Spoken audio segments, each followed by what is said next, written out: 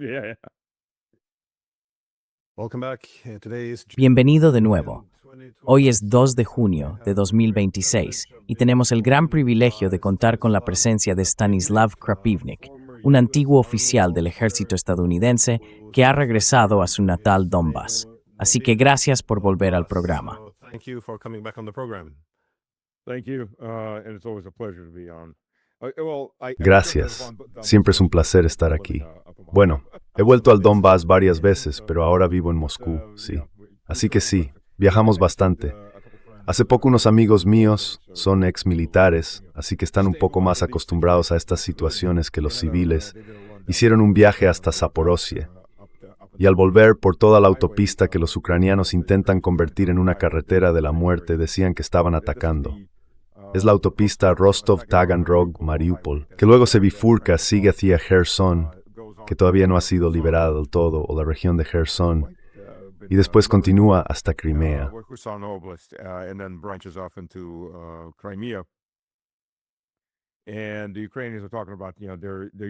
Y los ucranianos están hablando de cómo usan drones para atacar camiones de combustible. Bueno, en realidad lo que están haciendo es, y sí, han alcanzado algunos camiones de combustible, los militares, pero la mayoría de los que golpean son camiones civiles, matando a civiles.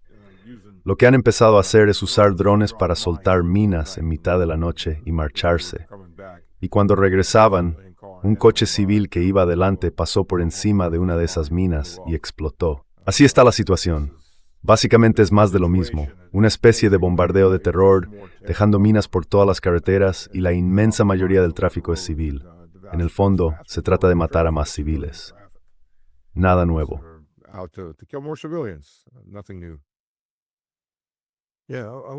Sí, quería hablar de eso más adelante también, de las líneas del frente, porque ya sabes, hay distintos avances en diferentes zonas. Pero antes quiero preguntarte, ¿cómo ves tú que Rusia está subiendo ahora esa escalera de escalada? Porque cuando me he despertado esta mañana, hemos visto otra vez un ataque masivo sobre Kiev. Y antes sabíamos que, bueno, al menos los ataques sobre Kiev eran limitados. Y ya sabes, los líderes occidentales podían ir y venir en tren con total libertad. Pero parece que algo ha cambiado en Moscú en cuanto a la toma de decisiones.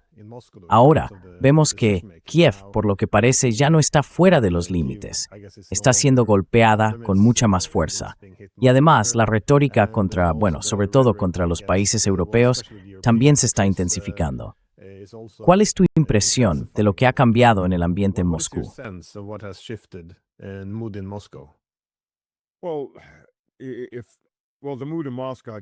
Bueno, el ambiente en Moscú, o mejor dicho, en el Kremlin. El ambiente en Moscú es que Kiev debería ser un cráter, Estonia debería ser un cráter, y quizá algunas ciudades europeas, no rusas, no ucranianas, también deberían ser un cráter. El ambiente en Moscú es extremadamente belicista, y lo comparte la gran mayoría de Rusia. Como decía, están matando a civiles, y esto no es nada nuevo. Los ucranianos están asesinando entre 5 y 10 civiles cada día. ¿Hemos hablado de la gamificación de la guerra con drones? ¿No? Vale, no lo he comentado contigo. Bien, pues la gamificación de la guerra con drones. ¿Por qué los ucranianos, como último recurso, están matando a civiles?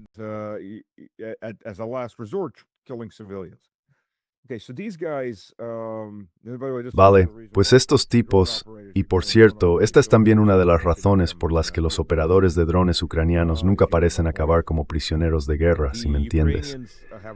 Los ucranianos tienen un programa de incentivos. Si destruyen equipo militar, ganan una cierta cantidad de puntos. Si eliminan personal militar, obtienen otra cantidad de puntos. Si no hay objetivos militares en la zona, atacan maquinaria civil de ingeniería o equipos de telecomunicaciones. Si tampoco hay de eso, van a por camiones civiles. Y si no hay camiones, van a por coches civiles.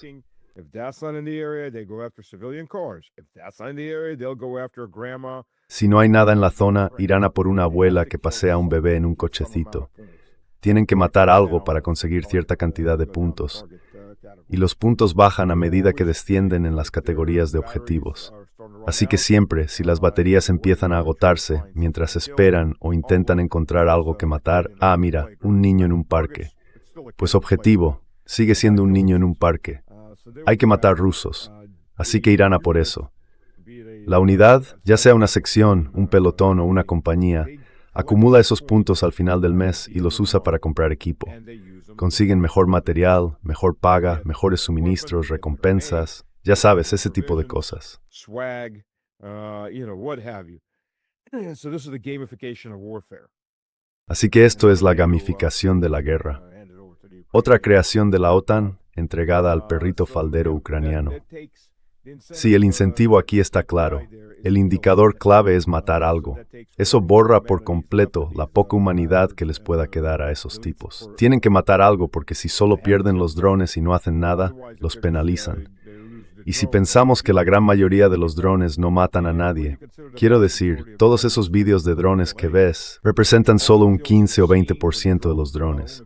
El resto se detiene, los derriban, se quedan atrapados en los árboles y así sucesivamente. Esa es la realidad.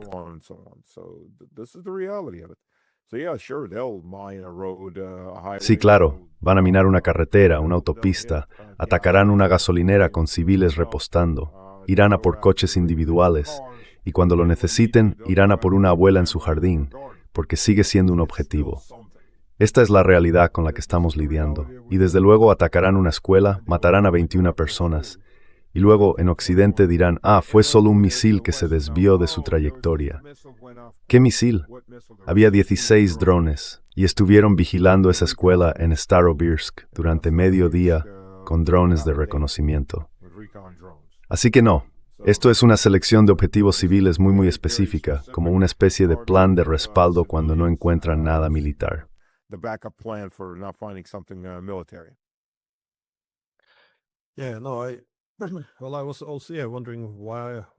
Bueno, yo también me preguntaba qué está cambiando el cálculo en Moscú.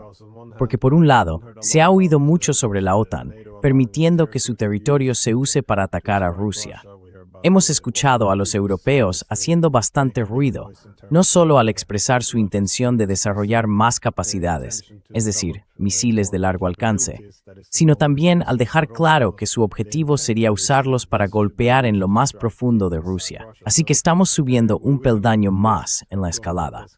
Pero claro, el dormitorio, que parece haber sido atacado en Lugansk, también parece haber hecho muy difícil mantener cualquier tipo de contención.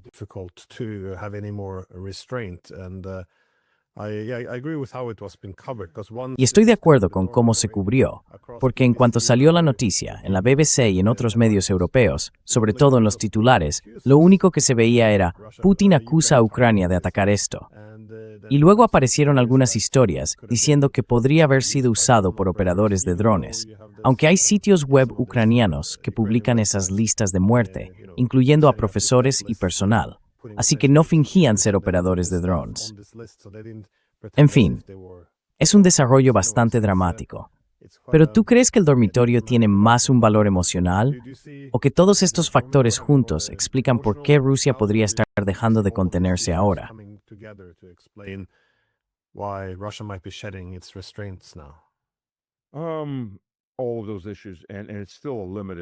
Todos esos temas, y aún así sigue siendo una respuesta limitada. En mi opinión, por desgracia, es una respuesta muy limitada. No llego al punto de decir, usemos armas nucleares, pero creo que tenemos medios convencionales suficientes para hacer llegar el mensaje, y no atacando a Ucrania. El problema es, para empezar, por cierto, esa lista de asesinatos, muertes y ejecuciones, el ejército la frustró. ¿Sabes dónde está registrada? ¿Sabes en qué servidores está? Sí, justo al lado del Pentágono. La CIA. Langley, Virginia. Por cierto, para los estadounidenses que nos escuchan, para que lo entendáis bien, vuestro gobierno tiene los servidores proxy justo al lado de la sede de la CIA, y en esa lista hay muchísimos ciudadanos estadounidenses. Vuestro gobierno, sea de Biden o de Trump, no tiene ningún problema en que esos proxies apunten y asesinen a estadounidenses, a vuestros propios ciudadanos, a vuestros compatriotas, por ejercer su libertad de expresión. De verdad, pensad en eso un momento. Ni siquiera voy a entrar en países como Inglaterra, donde arrestan a 15,000 personas al año por delitos de pensamiento. Así que ya lo sabéis, esa es la realidad. Uh, uh, you know, Sabes, Andrei Kartapolov, que fue general, es diputado y preside el Comité de las Fuerzas Armadas, salió diciendo algo así como: sí, vamos a atacar los centros de toma de decisiones, pero no vamos a ir contra la Rada, ni contra Zelensky, ni contra los políticos. Los centros de decisión con los que estamos combatiendo son los militares. Pues mira, yo no estoy de acuerdo con eso, porque el ejército es solo una herramienta. En realidad estás luchando contra el gobierno, y el gobierno de Ucrania es un psicópata. Ahora bien, lo que pasa con atacar al gobierno de Ucrania es que si luchas contra Rusia, contra Irán o contra China, estás luchando contra estados civilizacionales. Matas a uno y el siguiente ocupa su lugar.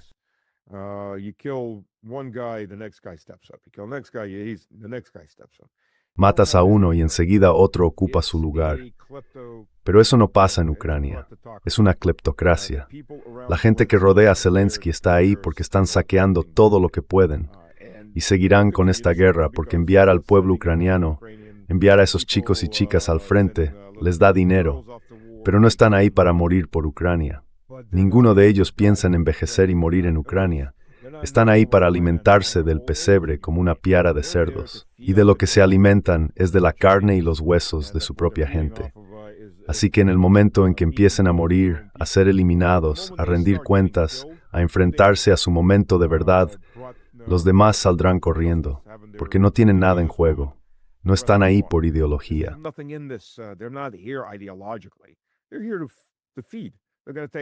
Han venido a alimentarse.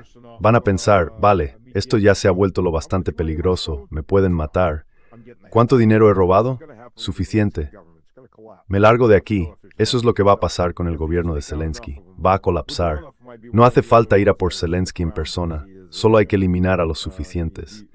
Budanov quizás sea de los pocos que se queden, porque es un terrorista convencido. El resto de esta gente se dispersará, se irán en todas direcciones. Igual que algunos ya lo han hecho, ya sabes, Yulia Mendel. Un ejemplo claro. ¿Cuánto tiempo estuvo en el gobierno? Y me vas a decir que no sabía nada de toda la corrupción.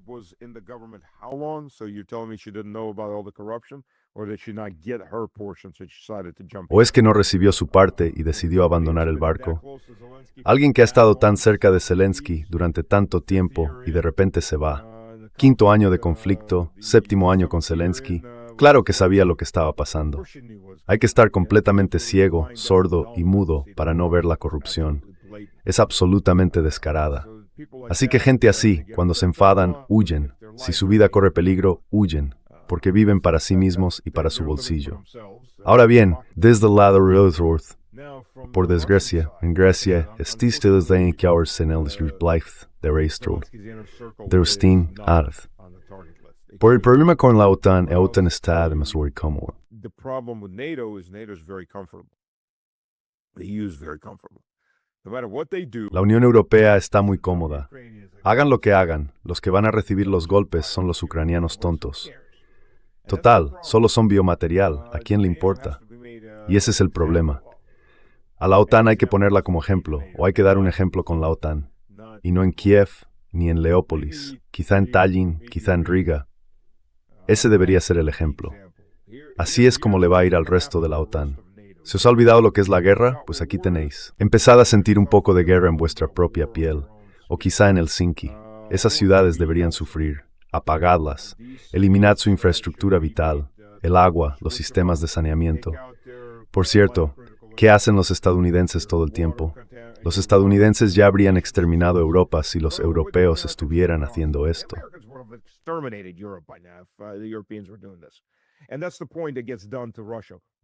Y ese es el punto que se le aplica a Rusia.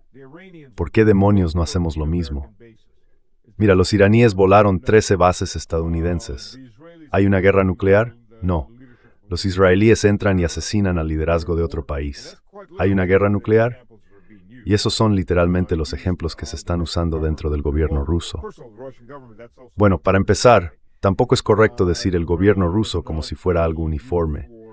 El Kremlin no es una entidad homogénea, igual que ningún gran gobierno lo es. Tiene facciones, Y una de las facciones más fuertes, la que ahora está ganando peso, dice hay que empezar a golpear a la OTAN. Dar un ejemplo, atacar bases de la OTAN, quiero decir, eliminarlas. Ese es el mensaje que necesita la OTAN. Es el ala más militante la que está tomando fuerza ahora.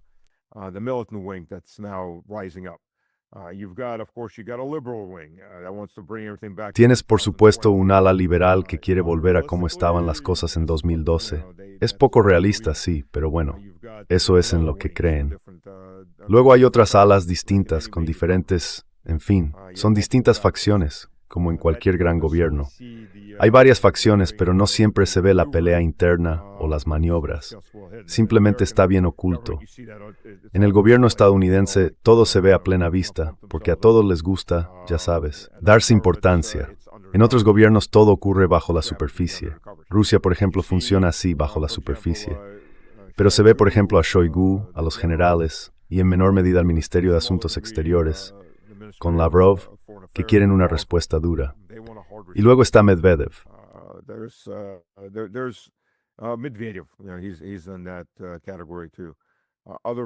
Él también está en esa categoría. Otras personas como Dmitry quieren llegar a un acuerdo, y Dmitry no estaba allí solo. Así que hay distintas facciones dentro del gobierno. Y la facción dura, sobre todo con estos abusos que los ucranianos y la OTAN están cometiendo con drones fabricados en Italia. Shea Bose estaba mostrando las piezas de los drones, y también otros periodistas que están allí. Yo tenía que haber ido, pero tengo una lesión en el pie, una vieja herida militar, y se me había hinchado. Iba con muletas, no podía desplazarme hasta allí. Pero sí, esto ha hecho que la indignación pública aumente todavía más. Y están apoyando ataques duros. Y lo que Kiev estaba recibiendo no son los ataques duros que la mayoría quiere. Es solo lo justo para calmar un poco la rabia.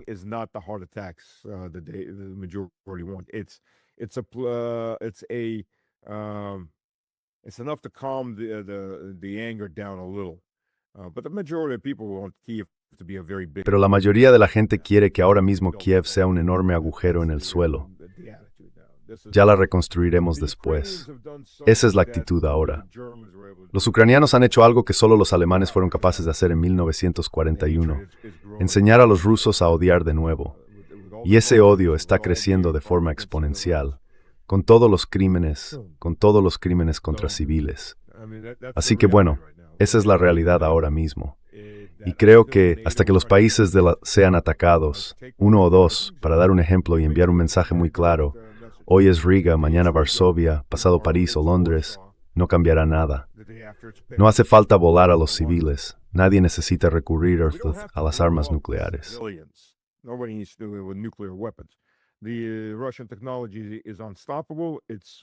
La tecnología rusa es imparable. Es tan grande, tan potente, que puedes apagar una ciudad entera, destruir sus comunicaciones internas. Cuando esos bombardeos caen, por ejemplo en Dnipropetrovsk, en esa zona de la ciudad, todas las tuberías, las de agua, las de alcantarillado, revientan, porque equivale a un terremoto de unos 4,6 en los bordes de la ciudad. Y cerca del epicentro es como un 5 o 5,5 en la escala de Richter. Y claro, esas tuberías no están hechas para resistir terremotos. Esa es la cantidad de energía cinética que se libera. Así que sí, se puede causar muchísimo daño y hacer que la gente viva muy, muy incómoda, como toque final.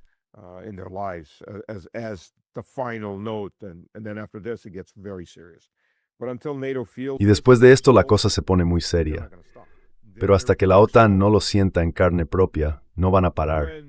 Primero, cuando permiten que se use su espacio aéreo, hay que entender lo que eso significa. En ese momento se convierten en participantes directos de esta guerra. No es solo que dejen usar su espacio aéreo. Al permitir que se use su espacio aéreo o su territorio, sin intentar derribar esos drones que atraviesan su país, dejan de ser neutrales. Ya no actúan como intermediarios ni como aliados indirectos. Son combatientes directos. Los países de la OTAN son combatientes directos. Y si escuchas, como mínimo estamos hablando de Lituania, Letonia, Estonia y Finlandia.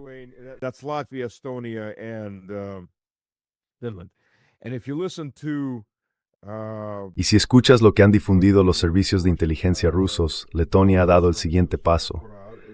está permitiendo, o mejor dicho, está en proceso de permitir que 5 de sus bases se utilicen como plataformas de lanzamiento para drones ucranianos. Es decir, son un participante directo en la guerra. Son una parte directa. Ya ni siquiera pueden decir que solo están apoyando y defendiendo a Ucrania. Son combatientes directos, y en ese punto deberían ser destruidos como tales. Eso es todo. Han tomado la decisión. Ahora son un combatiente directo en esta guerra. Ahora la pregunta es, ¿están los alemanes preparados para empezar a recibir regalos? ¿Están los británicos preparados para empezar a recibir regalos? ¿Hasta dónde vamos a llegar con esto?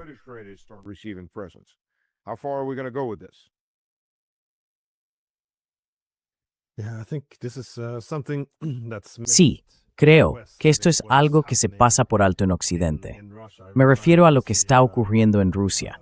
Cada vez que ven un misil impactando en el interior del país y los líderes europeos, más o menos, no solo lo celebran, sino que además se atribuyen el mérito por cómo están produciendo esos misiles, y todos saben que los están dirigiendo, creo que se pierde de vista lo que está pasando al otro lado.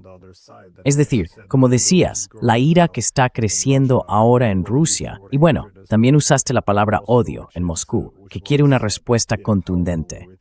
Y aunque dejemos de lado el aspecto emocional, se puede ver el argumento pragmático de por qué Rusia probablemente está adoptando ahora una postura mucho más dura.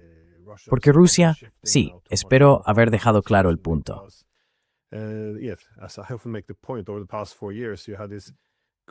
Durante los últimos 4 años hemos visto un crecimiento lento, un tipo de incrementalismo en el que se van enviando armas de mayor alcance, más potentes. Al principio fue algo muy controvertido. Recuerdo que Baerbock dijo, estamos en guerra con Rusia. Aquello generó mucha polémica. Pero ahora, básicamente, todos lo dicen. El lenguaje ha cambiado. La implicación directa se ha vuelto más evidente. Y en cada paso, los rusos se han encontrado con ese dilema. Responder y arriesgarse a una guerra más amplia con la OTAN, o mirar hacia otro lado y con ello dar a entender que no van a responder, lo que a su vez animaría a la otra parte.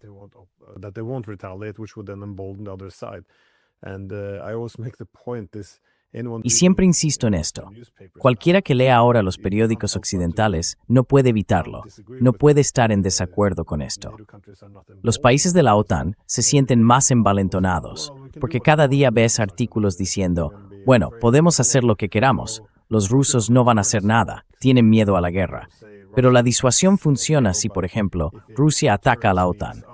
Ahora bien, si disuasión significa que Rusia no puede responder contra la OTAN y nosotros seguimos escalando y escalando, llegará un punto de ruptura.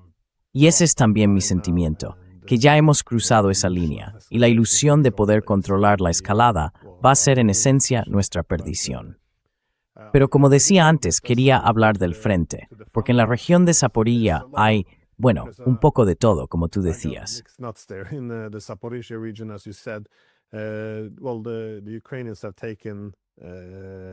Bueno, los ucranianos han recuperado territorios, sobre todo en la región del Dnieper, y además están atacando las carreteras que llevan hacia Gerson. Pero con Konstantinovka vemos que la ciudad parece estar cayendo. No quiero poner un plazo concreto. Podría ser cuestión de días o quizá aguantar unas semanas más. Mientras tanto, los rusos también están abriendo un frente mucho más amplio en las zonas de Kharkov y Sumy, donde parece que varias líneas de combate se están uniendo a medida que ellos también se expanden. ¿Cómo interpretas tú estos desarrollos más amplios? Porque da la impresión de que están cambiando muchas cosas. No se trata solo de la intensificación de los ataques con misiles y drones, sino también de que las líneas del frente parecen estar sufriendo transformaciones.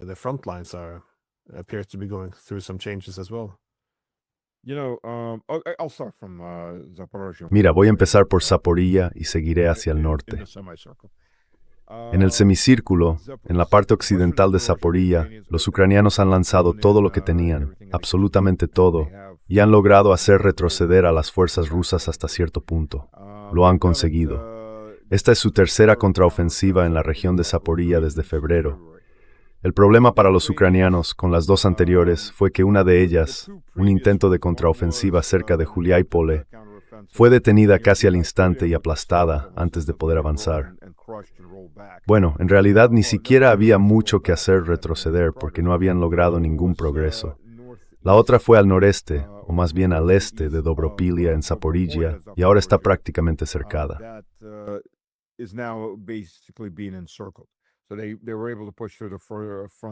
Así que consiguieron abrirse paso por las líneas del frente. Llegaron hasta las segundas líneas, pero fueron detenidos.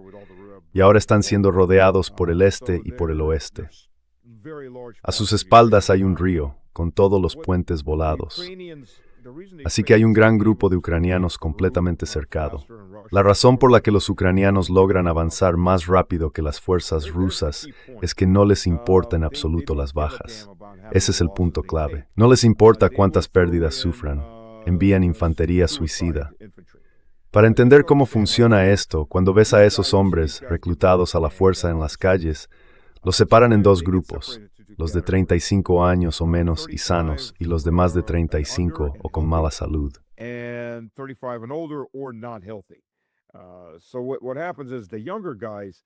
Lo que pasa es que los más jóvenes los reclutan en estas brigadas de infantería de asalto, donde sí reciben entrenamiento y un equipo decente, porque los usan como infantería de choque. Y luego, todos los demás van a lo que llaman un escuadrón suicida.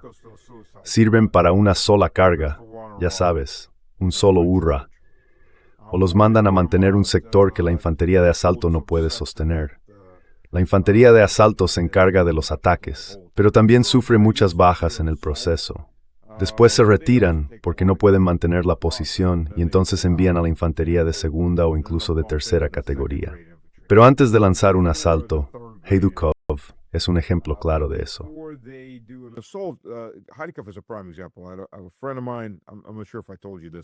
Un amigo mío, no sé si te lo he contado antes en el programa, me decía que cruzaron la frontera de Kharkov por la zona de Volchansk. Tomaron una posición elevada y se atrincheraron. Me dijo, delante de nuestras posiciones de combate hay 2 kilómetros de campo abierto. Así que lo que hacen los ucranianos cuando pueden es lanzar 3 o 4 oleadas de infantería suicida para intentar debilitar las posiciones rusas antes de entrar con la infantería de asalto, la que sí está entrenada. Me contó que hablábamos de cómo se movía esa infantería, y era evidente que esos hombres no tenían ningún tipo de formación. Básicamente apenas sabían cuál era el extremo del fusil que dispara, y aún así los enviaban al frente.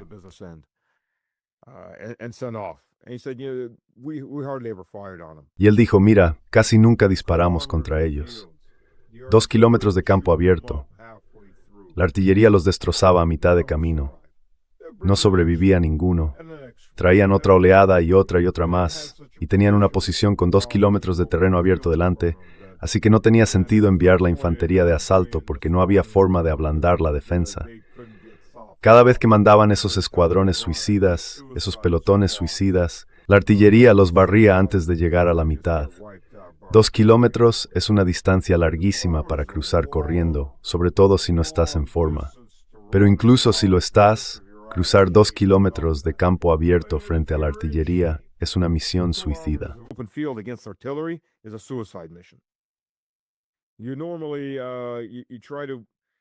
Normalmente intentas. El trabajo de cualquier infante es iniciar el combate a una distancia de unos 50 metros.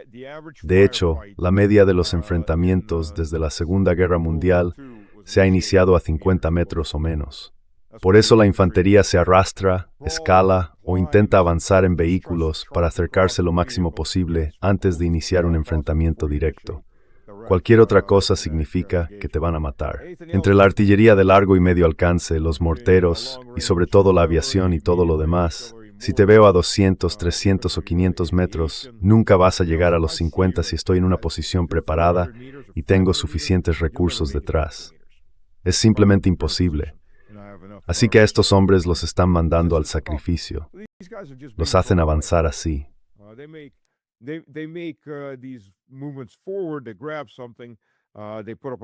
Cogen algo, ponen un montón de fotos y ya está. Otra vez relaciones públicas. Pero no pueden mantenerlo porque pierden demasiados recursos solo para tomar eso. Y luego los hacen retroceder.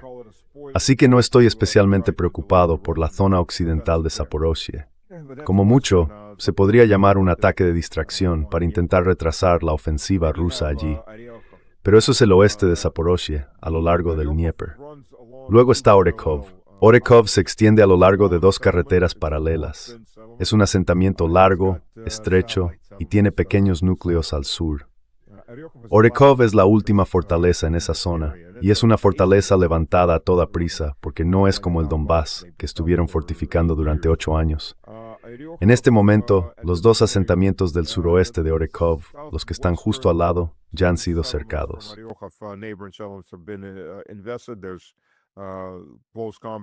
Hay combates posteriores que llevan ya un tiempo. Hay algo de movimiento hacia Orekov desde el oeste. Las fuerzas rusas están a unos 9 kilómetros. Y por el este, en Guliái-Polye, las fuerzas rusas están rompiendo las líneas y también se encuentran a unos 9 kilómetros. A comienzos del año estaban a más de 20 kilómetros. Así que se están acercando y lo están haciendo bastante rápido porque las defensas ucranianas en esas zonas se han derrumbado. Además, son zonas mayormente abiertas. Orekov está a punto de ser tomada desde 3 direcciones, y las 2 carreteras del noroeste que van en paralelo están bajo control de drones. Así que llevar suministros allí es bastante complicado. Una vez que eso ocurra, no habrá posiciones defensivas en Zaporozhye hasta los estuarios que desembocan en el Dnieper, de donde Rusia fue expulsada hace poco.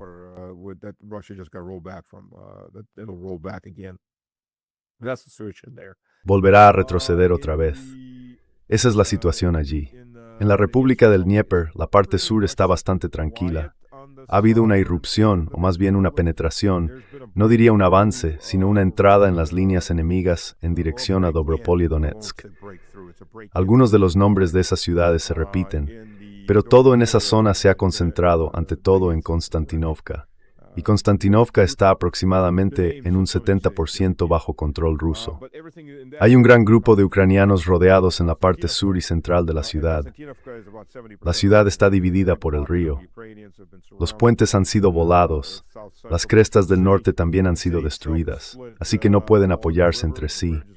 Y las fuerzas rusas simplemente rodearon la ciudad, empezaron a avanzar por ambos lados en un amplio movimiento envolvente. From either side in a long envelopment.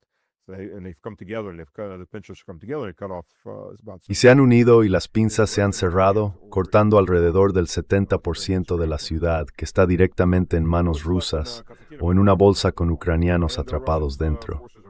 Así que lo que queda en Konstantinovka parece a punto de caer. Y las fuerzas rusas se están acercando. Están a unos 6 o 7 kilómetros de los límites de Kramatorsk por el este. Konstantinovka, ella tenía un mapa delante, estaría justo aquí, luego Kramatorsk y Slavyansk aquí. Así que forma como una C o una L invertida o incluso una G en ruso y en cirílico. Y en realidad lo que queda es Konstantinovka, Slavyansk, y hay otra pequeña localidad al sur de Kramatorsk y Slavyansk. Hay otra pequeña localidad al sur de Kramatorsk, no recuerdo su nombre ahora mismo.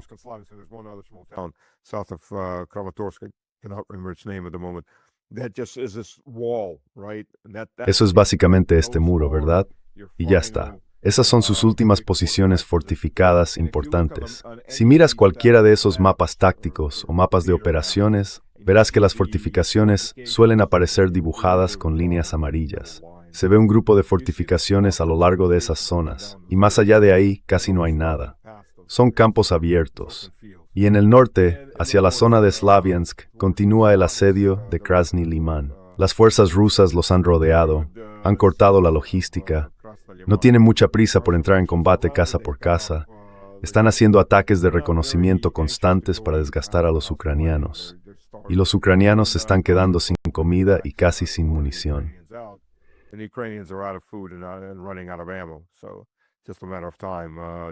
Así que es solo cuestión de tiempo hasta que se rompa la moral o se queden sin munición, y entonces solo queda limpiar la zona. Pero eso abre el camino hacia Sloviansk desde el norte. Kupiansk está en manos rusas. Lo que hay ahora es una operación de limpieza en los alrededores de Kupiansk, una reorganización. Y en ese bolsón, hasta el río Serebrianka, hay una gran reserva de agua al este de Yarkov. Las fuerzas rusas en el norte han estado cortando las líneas logísticas. Se han ido moviendo dentro de ese bolsón, arriba y abajo, a lo largo de la frontera. Y cuando decidan lanzar la ofensiva desde Kupiansk hacia la ciudad de Brianka, ese bolsón quedará completamente aislado. Eso supone aproximadamente una cuarta parte de la región de Kharkov que va a quedar cortada.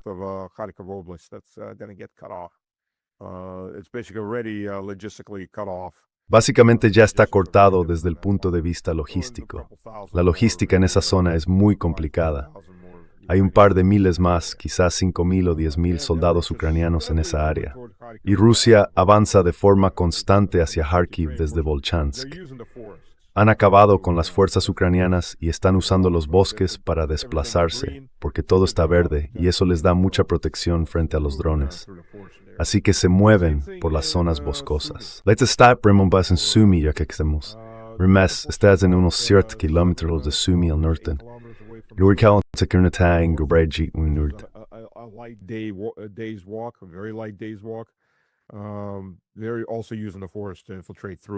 También están usando el bosque para infiltrarse y esquivar los drones, con el objetivo de llegar hasta las afueras de la ciudad. Y hay movimiento en el este de Sumy, pero eso sigue estando a unos 30 kilómetros de la ciudad, en comparación con, ya sabes, los 8 kilómetros al norte. Así que hay presión a lo largo de toda la línea. Y Zelensky sigue hablando de Kiev, de que las fuerzas rusas podrían estar saliendo de Bielorrusia y todo eso. Pero hubo como 160 vuelos sobre Bielorrusia de drones ucranianos. Lo que a estas alturas es prácticamente un casus belli para que Bielorrusia entre de verdad en esta guerra. Pero ahí empezó un punto interesante.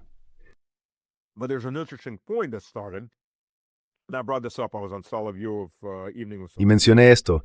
Estuve la semana pasada en el programa Evening with Soloviev y la gente empezó a hablar de que los ucranianos estaban empezando a fortificar las ciudades de Kiev, Nikolaev, Nikopol, Odessa y todas esas otras ciudades con alambre de espino, trincheras antitanque, dientes de dragón, campos de minas. Decían, deben de estar preparándose porque estamos a punto de romper sus líneas. No, señores, esa no es la razón. Están perdiendo de vista lo esencial. Ucrania es un gran campo de concentración. Empecemos por ahí. Las fronteras están rodeadas de alambre de espino.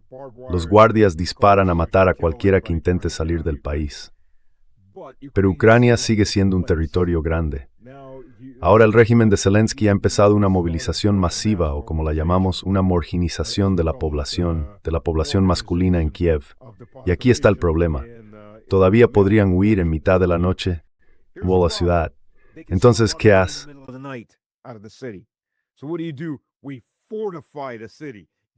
Fortificamos la ciudad. ¿Y sabes qué? No solo sirve para mantener fuera a las fuerzas rusas, pero tampoco funciona tan bien, porque si no tienes control sobre esa parte del terreno con minas, dientes de dragón y alambre de espino, esos obstáculos se pueden quitar bastante rápido con maquinaria pesada, sobre todo con tanques. Enganchas una cadena a ese diente de dragón, el tanque empieza a dar marcha atrás y lo arrastra fuera del camino. Dicen que es una forma de frenar temporalmente el movimiento, pero es muy temporal. El motivo por el que colocas obstáculos así en un campo de batalla es porque tienes que vigilarlos con artillería, con el sistema de armas adecuado. Así, cuando el enemigo intenta atravesarlos, le disparas, porque en ese momento no está en una maniobra de combate.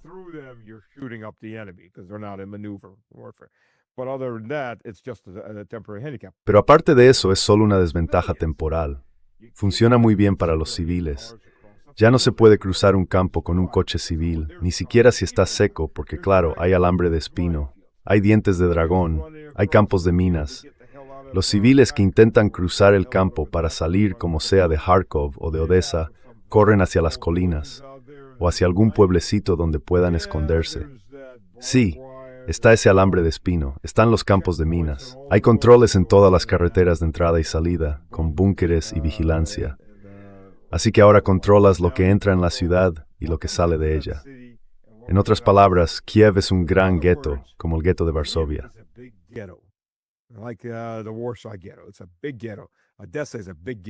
Es un gran gueto.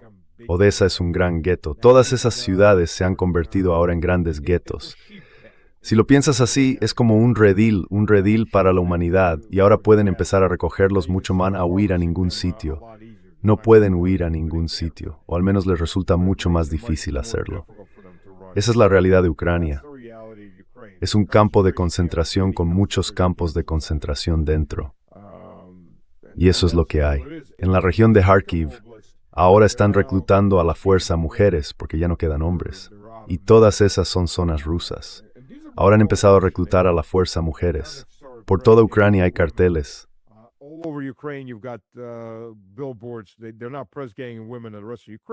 No están reclutando a la fuerza a las mujeres en el resto de Ucrania, pero están haciendo todo tipo de presión psicológica para que vayan a luchar.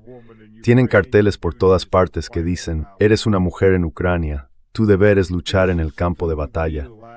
Esto es hasta el último ucraniano. Y eso es algo que el público occidental debe entender. Toda la carne tiene que ir al molino. Así de simple. Cuando al último bebé ucraniano le aten una granada en la mano, con la anilla quitada, y le digan, corre hacia los soldados rusos.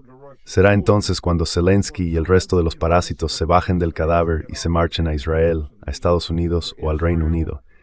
Y la mayoría se irá a Israel, porque casi todos son ciudadanos israelíes, con doble nacionalidad, si vamos a ser sinceros.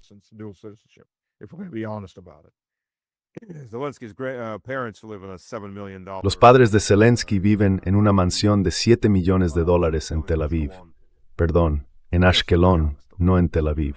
Solo por ser sinceros con esto, sin andarnos con rodeos, todo el mundo quiere evitar reconocerlo, pero los israelíes también están metidos hasta el cuello en todo esto y en todas estas matanzas. Y por cierto, hay colonias israelíes que están surgiendo ahora en el suroeste de Ucrania. Llevan así desde hace 1 año y medio y tienen su propia seguridad armada, zonas prohibidas para la gente común que vive allí. Esa es la realidad.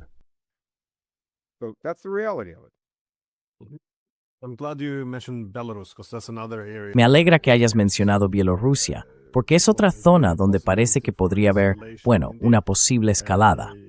De hecho, Ucrania, o más concretamente Zelensky, ha insistido en que Bielorrusia podría entrar en la guerra en cualquier momento, ya sea Rusia a través de Bielorrusia o Bielorrusia uniéndose al combate. Y dicen que ya han identificado 500 objetivos en Bielorrusia, listos para atacar. Hay muchos vuelos de drones ucranianos o incursiones sobre territorio ruso. En noviembre, las afirmaciones de Zelensky no fueron falsas. Si son Bielorrusia antes de endurarse,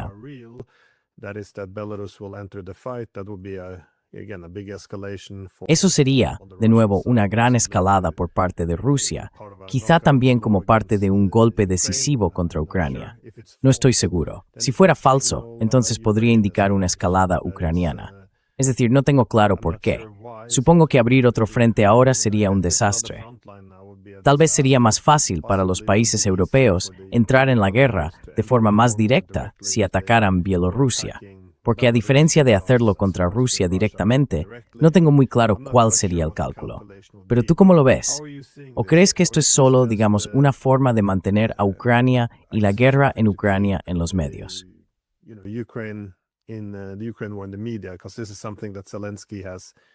Porque esto es algo que ha preocupado a Zelensky en el pasado. Es decir, ya sabes, cada vez que las cámaras se centran en Oriente Medio, las armas dejan de llegar, el dinero deja de llegar. Así que yo siempre he defendido, por así decirlo, a Zelensky. Mucha gente dice que libra demasiadas guerras de relaciones públicas, pero es que tienes que librar algunas cuando dependes de gobiernos extranjeros que necesitan que su propia opinión pública mantenga el apoyo. En fin, no estoy del todo seguro. ¿Cómo valoras tú, aunque no tengamos toda la información, estos informes que hablan ahora de que la guerra podría extenderse a Bielorrusia?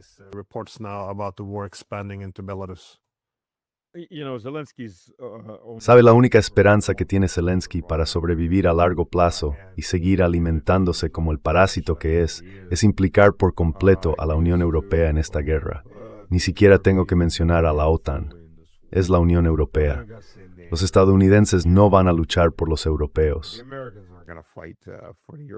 Van a ganar dinero a costa de los europeos. They're gonna make Van a ganar dinero con la carne europea que van a ayudar a enviar al frente, They're gonna help send. pero ellos no van a luchar. They're not gonna fight. ¿Por qué lo harían? Europe is more than happy to exterminate its own population. Europa está más que dispuesta a exterminar a su propia población por Europa. La Europa no rusa está más que dispuesta a exterminar a su propia población campesina por las ganancias de Estados Unidos y por las suyas propias. Y la mayoría de los líderes europeos, si no tienen doble nacionalidad, desde luego tienen alguna pista de aterrizaje en Estados Unidos o en algún sitio parecido, para largarse en cuanto acabe su mandato y cuando los civiles estén listos para ir a por ellos. Y esto lo hemos visto, obviamente, una y otra vez. La gente que más grita pidiendo guerra, como en los Balcanes o en los Bálticos, todos tienen doble nacionalidad, la mayoría son estadounidenses o británicos. Así que sí, no van a quedarse por aquí. Most of them with America or England. So yeah, they're not gonna stick around. The peasants can go die off. When it gets too hot, we'll get that. Los campesinos pueden morirse, da igual. Cuando haga demasiado calor, nosotros nos largaremos. Muchas de sus familias ya se han ido. Esa es la realidad. Esta gente no va a morir por sus naciones. Van a hacerse ricos a costa de ellas. El objetivo de Zelensky siempre ha sido arrastrar al resto de los europeos a esta guerra. Ese es su modo de supervivencia. Y hasta hace más o menos un año, la Unión Europea había sabido esquivar bastante bien esa bala. Pero algo cambió en su mentalidad. Y ahora no solo no la esquivan, sino que salen de las trincheras, se ponen de pie y dicen, sí, disparadnos, metednos en esta guerra.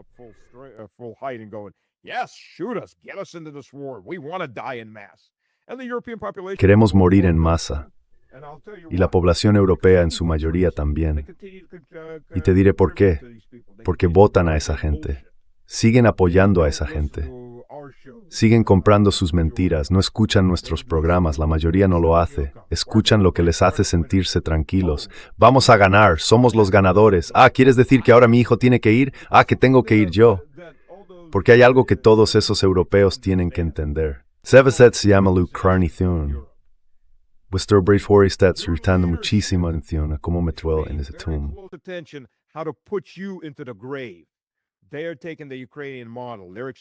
Están tomando el modelo ucraniano, están haciendo experimentos en Ucrania. Eso va a pasar en Alemania, va a pasar en Francia, va a pasar en cada una de esas naciones idiotas que de verdad quieren ir a la guerra. Y si votas por cualquiera que no sea un partido que se oponga a eso, es que quieres morir en una guerra. Puede que no lo entiendas, pero eso es exactamente lo que estás votando. Mira, Alemania es un ejemplo claro. Tiene un montón de partidos diferentes. De verdad. En realidad solo tiene dos. Está la AfD, Alternativa para Alemania, y está el Partido Único.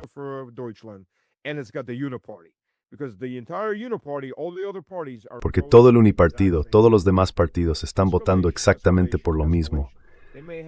Escalada, escalada, escalada. Puede que tengan algunas diferencias en asuntos internos y ni siquiera son tan grandes, pero todos votan exactamente igual.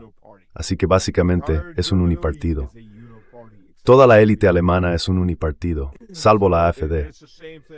Y pasa lo mismo en la mayoría de estos países. En Inglaterra tienes a Reform, en la que la gente todavía tiene algo de esperanza. Quizás sea una alternativa, pero todos los demás son iguales. Los verdes son más radicales que los laboristas y que los Tories, pero en el fondo son lo mismo. Son el unipartido. Cada país europeo tiene un unipartido. Te hacen creer que tienes una opción. No tienes ninguna opción. They make you think you have a choice. You have no choice. You have a controlled choice. Tienes una elección controlada.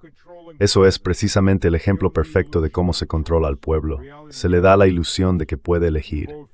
En realidad no tienes elección. Votes al partido que votes, el resultado será el mismo. Quizá el envoltorio cambie un poco. Quizá el lazo tenga un diseño distinto. Pero al final, el regalo es el mismo. Y ese regalo consiste en que los hombres irán a morir, mientras las élites se harán más ricas. Y todos esos migrantes que han traído se encargarán de cuidar de tus mujeres. Criarán una nueva raza de personas, más dócil, sin raíces, más fácil de controlar. Pero primero hay que apartar a los hombres. Y esta es la trituradora que sirve para quitarlos de en medio. Noam Chomsky once, he wrote that Noam Chomsky dijo una vez, escribió, que la forma en que a menudo se controla el debate en las sociedades democráticas liberales es limitando el margen de lo que se considera aceptable y luego fomentando un debate intenso dentro de esos límites. Así que ya sabes, si en una sociedad puedes discutir si Putin se parece más a Hitler o a Stalin, entonces sí, podemos tener un debate. Is Putin more like Hitler or Stalin? And then we could have a debate. Or maybe he's O quizás sea Genghis Khan. La idea de fondo es él es Genghis Khan. Genghis Khan. Or Yeah, he's so- Indian. Yeah, so I've heard, so for example, Sí, lo he oído. we would have, Verás, por ejemplo, en muchos países de aquí se puede debatir hasta qué punto, ya sabes, dicen, deberíamos ayudar a Ucrania, porque por un lado hay que evitar una guerra nuclear, pero quizá por otro lado no deberíamos envalentonar a los rusos ni permitirles usar, ya sabes, amenazas o chantaje nuclear. Pero la premisa que limita ese debate es la idea de que esto consistía en ayudar a Ucrania. Es decir, ya sabes, derrocamos a su gobierno sin el consentimiento de la mayoría de los ucranianos, en contra de su voluntad y de su constitución. Ukrainians against their will and against their constitution, and then of course sabotage. Y luego, por supuesto, sabotearon el acuerdo de Minsk, sabotearon el de 2019, o más bien, anularon por completo el resultado de aquellas elecciones. Y después, claro, socavaron el acuerdo de Estambul y boicotearon la diplomacia durante 4 años, limitándose a enviar armas a las élites y a sobornarlas para asegurarse de que la guerra continuara. Y todo eso bajo el gran lema de ayudar a Ucrania. Y nadie se detiene a preguntar, imagina cómo estaría hoy el país si no hubiéramos hecho todo eso, si le hubiéramos permitido ser un puente en lugar de una fortaleza contra los rusos. Habrían conservado todo su territorio, incluida Crimea. Todos los hombres seguirían allí en su tierra. All the men would still be there, the territory, the future would be intact. But Quiero decir, el futuro estaría intacto. Así que nadie se pregunta si esto tiene o no algo que ver con ayudar. Lo reducimos de esta manera, y esto es lo que podemos debatir. Esta es la base de un discurso civilizado. Si cuestionas de algún modo la virtud y el altruismo de la OTAN, quedas fuera. Así que todo tiene que partir de la idea de que nuestros líderes hacen lo que creen correcto. Nosotros somos los buenos, los rusos son los malos. Mientras aceptes eso, entonces podemos debatir. Por eso, antes de hablar de Irán o de lo que pasa en Palestina, la primera pregunta será, ¿condenas a Hamas? Vale, primero tenemos que dejar eso claro. Y también, ¿condenas a Putin?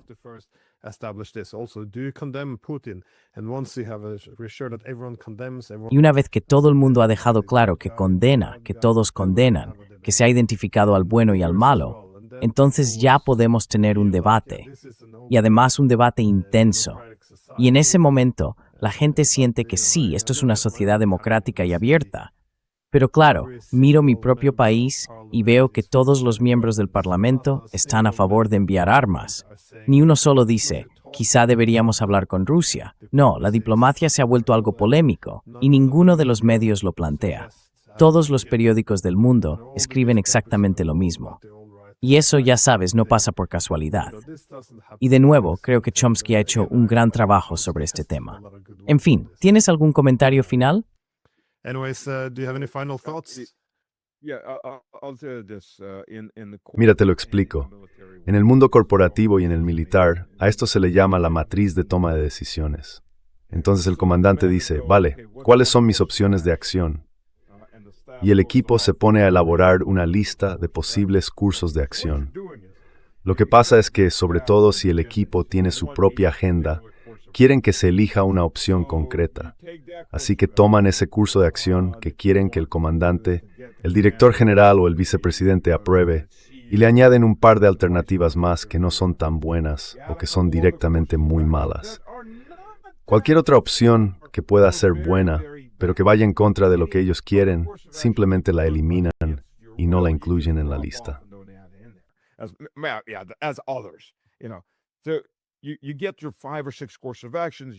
Tienes tus 5 o 6 cursos de acción, haces tus medias ponderadas sobre lo que haría cada uno o lo que habría que hacer, y simplemente ajustas los pesos a favor de tu opción.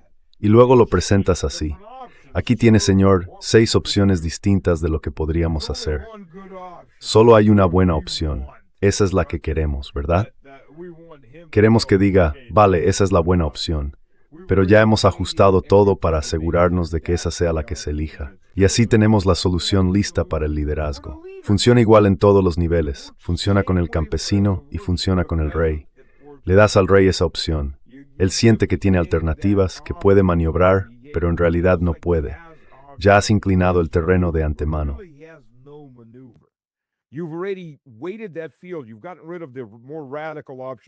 Has eliminado las opciones más radicales, o quizá no sean radicales, quizá sean las únicas sensatas, pero son las que no quieres. Las has quitado de la mesa, o las has hecho parecer tan malas que sería un suicidio elegirlas, y les has dado una ilusión de elección. Aquí están tus 5 o 6 opciones, tus posibles cursos de acción. Solo hay uno correcto. Pero incluso si no elige ese y se queda con el segundo mejor, está bastante cerca del primero. Así que seguimos yendo en esa dirección y lo ajustaremos en la siguiente y en la siguiente hasta que vuelvas al rumbo que queríamos. Así es también como se gobierna, sobre todo cuando hay gente ignorante al mando. No tienen ni idea de lo que está pasando.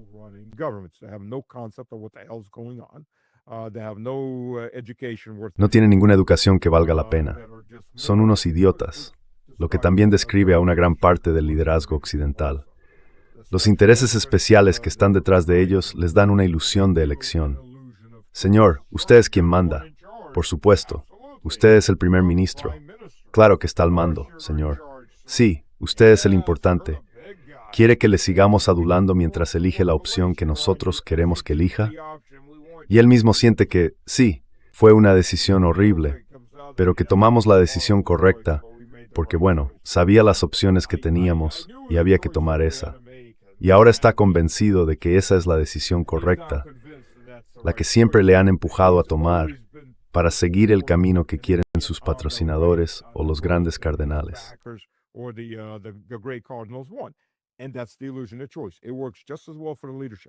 Y esa es la ilusión de la elección. Funciona igual de bien para los líderes. Y créeme, la mayoría de esos líderes están siendo manipulados con la misma facilidad. Y lo peor, sobre todo en cualquier sociedad, digamos, democrática, es cuando los dirigentes empiezan a creerse sus propias mentiras, empiezan a creerse su propia propaganda. Ahí es cuando la cosa se vuelve realmente peligrosa. Y en el caso de la Unión Europea, estamos en ese punto de peligro. Ya sabes, este es el momento. El último gran freno antes de que Europa se hunda era Orbán, y Orbán ha sido apartado. Ni Fico ni Babiš en Checoslovaquia, en Chequia, que ya no es Checoslovaquia. ¿Era Babiš o Babiš?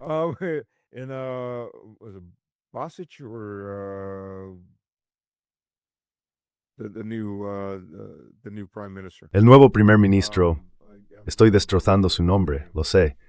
Pero bueno, ninguno de esos dos tiene el peso suficiente como para freno a este tren desbocado. Claro, gustaba en su standing. Quiero decir, no porque fuera prorruso, sino porque era prohúngaro, como debe ser. Todo el mundo debería ocuparse de su propio país y de los intereses de su país. Así es como se puede negociar con la gente, entendiendo cuáles son los intereses de su país. Vale, él defiende los intereses de su país. Podemos negociar, podemos encontrar puntos en común. No se puede encontrar un punto en común con los ideólogos, a menos que te sometas a ellos. Ese es el problema. Y Rusia no va a someterse a un hámster, a una jaula llena de hámsters. Lo siento, pero eso es, en gran parte, lo que es la Unión Europea. Hámsters muy agresivos que se muerden entre ellos casi tanto como intentan morder a los demás. Esa es la realidad.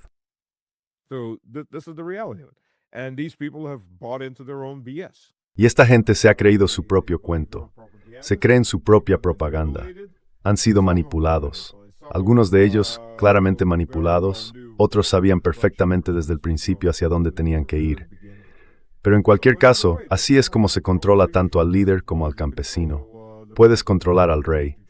Todo depende de quién esté detrás, en la sombra. Eso es lo que de verdad hay que mirar. ¿Quién está detrás de esta gente? Ya sabes, BlackRock está detrás de muchas cosas. Eso lo sabemos. Los estadounidenses también. BlackRock ha perdido muchas inversiones en Ucrania y no están nada contentos. Muchas de esas otras empresas tampoco lo están. Si te fijas, verás que detrás de cada una de esas figuras hay grandes intereses moviendo los hilos. Bigger interest standing behind any of these figureheads. That's the logic behind the NGO. Supongo que esa es también la lógica que hay detrás de la industria de las ONG. Pero bueno, sí, estoy de acuerdo. Creo que gente como Fico y Babiš son capaces de frenar un poco a sus países, pero no pueden impedir que la Unión Europea siga avanzando hacia la guerra. Así que bueno, en fin, muchísimas gracias por dedicarme tu tiempo tan temprano, un martes por la mañana. Te lo agradezco mucho. Y nada, que tengas un muy buen día. I appreciate it, and have a great day. Tú también. Gracias. Thank you.